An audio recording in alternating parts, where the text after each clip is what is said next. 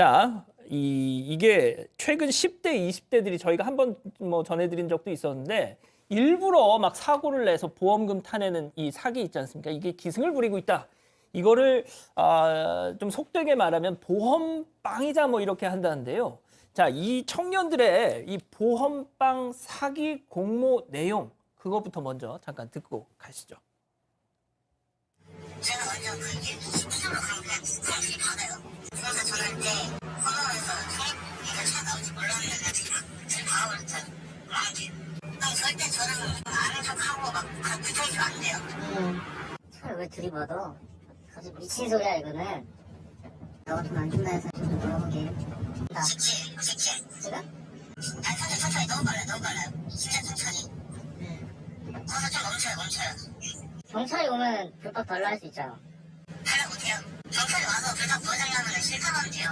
보험은 바로 줘 거기서? 어제 배분은 그 형들이 알아서 하면 되는 거고. 자, 저렇게 한다는 거잖아요. 저게 이제 앞서 말씀드린 그 속칭 보험빵이라는 건데 조금만 더 구체적으로 어떻게 해서 이걸 뭐 보험금을 타낸다는 거예요? 일단 이게 신호 위반을 하거나 이제 차선 변경을 할 때 조금 선을 넘는 이런 차들을 범행 대상으로 삼아서 사실 이제 살짝 선을 넘어오면 이제 브레이크를 밟는 것이 일반적인데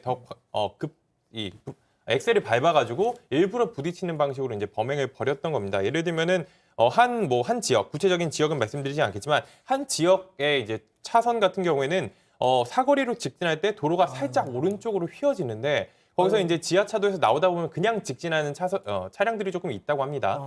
그러다 보면 이제 차선을 살짝 넘게 됐는데 그 경우에 일부러 속도를 올려서 부딪히는 방식. 그런데 본인이 차선을 어겼기 때문에 피해자로서는 보험을 해달라는 이런 요구를 응할 수밖에 없는데 그 차에는 또 이제 4-5명씩 꽉꽉 태워서 이 보험금을 청구했던 겁니다. 이런 방식으로 범행을 벌였는데 이런 방식으로 이제 범행을 벌인 20대 청년들이 최근에 재판에 넘겨진 상황이었는데 한 남성이 이런 방식으로 3억 4천만 원을 타냈고요. 또 다른 남성 역시 3억이 넘는 돈을 타냈습니다.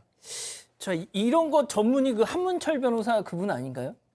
예, 그렇죠. 예. 유튜브 하시면서. 자, 아무튼 지금 딱 봐도 이제 상당히 계획적인 범죄 같은데 변호사님, 이 보험금을 받아요. 그러면은 일단 이렇게 몸을 다친 사람이 제일 많이 받아야 되는 게 상식 아닐까요?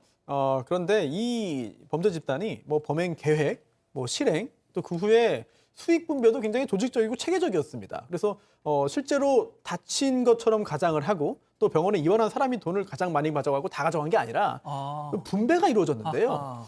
일단 뭐 한 사고 하나당 기본적으로 1,000만 원 이상의 보험금을 타냈다고 합니다. 계속 뭐 입원해가지고 계속해서 뭐 이제 합의를 유도하는 거죠. 그런데 일단 이 범죄를 기획하고 또 동승자도 모집을 한 이제 팀장 뭐 또는 조장에게 자기가 받은 보험금을 다 상납을 하는 겁니다. 그걸 다 모아요. 팀장 또는 조장이 그걸 모은 다음에 역할에 따라서 수당 형식으로 지급을 하는데요. 이렇게 애초에 어떤 역할을 할 것인지 다 나누어서 체계적으로 실행을 하고 또 그 후에 범죄 수익도 그러한 역할에 따라서 분배를 했기 때문에 이거는 뭐 상당히 체계적이고 조직적인 그런 범죄 집단이라고 볼 수 있겠죠. 예, 교수님 이게 뭐 청년 실업이 부른 비극일까요? 이게 뭘까요? 왜 젊은 친구들이 글쎄, 뭐 그렇게 볼 수 있는 여지가 없지가 않습니다. 사실은 아마도 20대 청년들이 쉽게 취업이 되고 뭐 친사회적인 그 테두리 내에서 생활할 수 있으면 굳이 이런 이제 범죄에 휘말리기가 쉽지 않겠죠. 그런데 최근에 코로나로 인해 가지고 굉장히 많은 어려움들을 겪다 보니까 결국은 온라인을 중심으로 해서 이런 범죄가 이제 조직적으로 일어나는 그런 양태를 보이고요.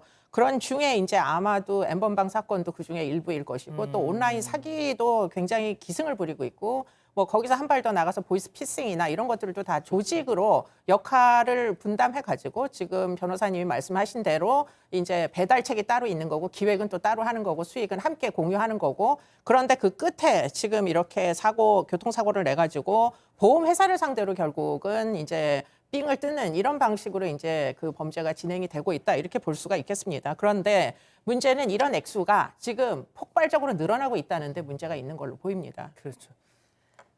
교수님께서 이제 삥을 뜯는다라는 표현을 쓰시니까 그게 쏙 들어왔습니다. 자, 그러면은 이쯤에서 두 번째 오늘 법 체크 포인트 짚어보죠. 위험한 용돈벌이. 자, 앞서 이제 자막으로도 잠깐 나갔는데 20대 10대 청년들 또 20대 청년들의 지시를 받은 10대 아이들 그렇게 조를 이뤘다.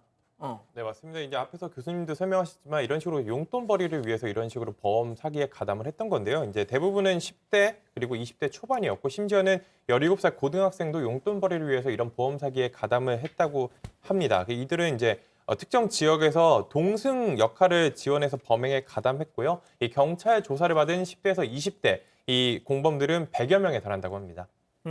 결국 이 20대 일당들한테 실형이 선고가 된 거죠, 이 기자?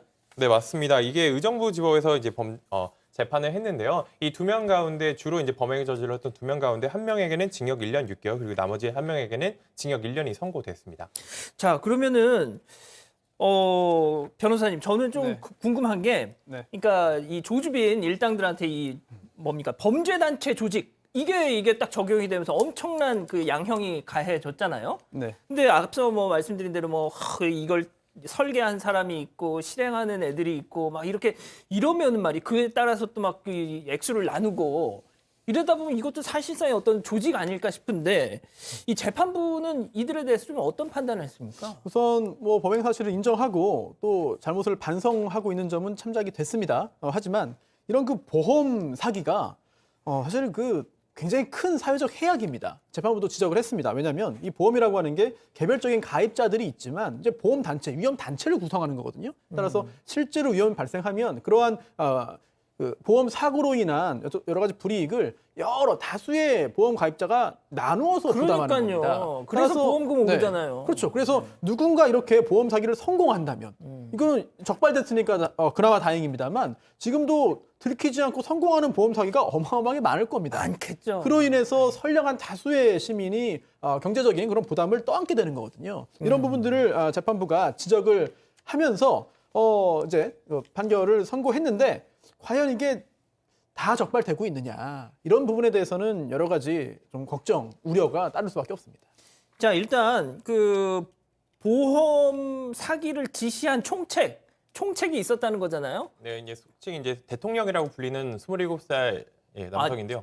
자기들끼리 그 뭐 친구를 이제 대통령이라고 대통령이 불렀대. 불렀다기보다 이제 수사기관에서 아. 이 사람이 제일 높은 사람이라고 해서 이제 뭐 보험빵 대통령 이런 식으로 이제 알려진 사람인데 27살 남성입니다. 이 남성 같은 경우에는 상당히 많은 100번이 넘는 고의 교통사고를 내고 보험금을 타낸 혐의를 받고 있습니다.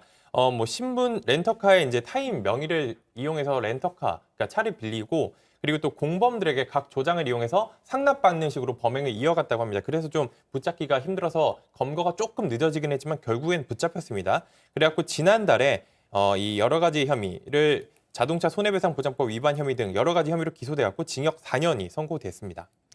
자, 교수님, 그리고 이 일당들이 하는 걸 보니까 일단 운전하는 사람도 있고 더 많이 뜯어내기 위해서 조수석에 10대들도 앉히고 뭐 이런다는 거 아닙니까? 네. 그럼 10대들이 말이죠. 보고 배울 거 아닙니까? 그렇죠. 예, 네. 그럼 얘네들이 또 이제 나중에 하는 거 아니에요? 네, 뭐 범죄 수법에 대한 학습이 아주 뭐 도제식으로 잘 이루어진다 이렇게 이제 볼 수가 있는 거죠. 옆에다 태우고 지금 사기를 치니까. 그런데 이게 이제 아까도 말씀하신 대로 보험 사기를 모의를 하는데요. 인터넷에서 SNS 등을 통해 가지고 알바생 모집 이래 가지고서는 이제 10대 아이들을 막 모집을 하는데 이 10대 아이들은 이게 무슨 일인지도 모르고 그냥 잠깐 용돈벌이 정도를 하는 거라고 생각하고 가담을 하다 보니까 사실은 이런 문제를 좀 미리 알리고 이게 범죄 조직이다. 그렇기 때문에 공범으로서 엄벌에 처해질 수도 있다는 점을 지금 홍보를 좀 해가지고 뭐 아이들에게 좀 알리는 게 이 인터넷 아르바이트가 얼마나 위험한 지경까지 이제 추락할 수 있는 건지. 그런데 그렇게 해서 알바생을 모집하는 범죄는 지금 이 보험 사기만이 아니고요. 지금 뭐 마약 범죄도 그런 알바생을 모집하고요. 마약까지요? 네, 다단계 보이스 피싱에 뭐 성착취 범죄 사실은 굉장히 어린 가해자들이 굉장히 많이 등장하고 있거든요. 그렇기 때문에 이런 부분에 대해서 사실은 중학교, 고등학교 때 좀 범죄에 대한 예방 교육 이런 것들이 좀 이제는 필요한 시대가 아닌가 그런 생각을 하게 됩니다. 알겠습니다. 뭐 말씀 듣고 나니까 조금 걱정스러워지는 대목이 많네요. 자, 오늘 사건 법 이렇게 마무리하고요.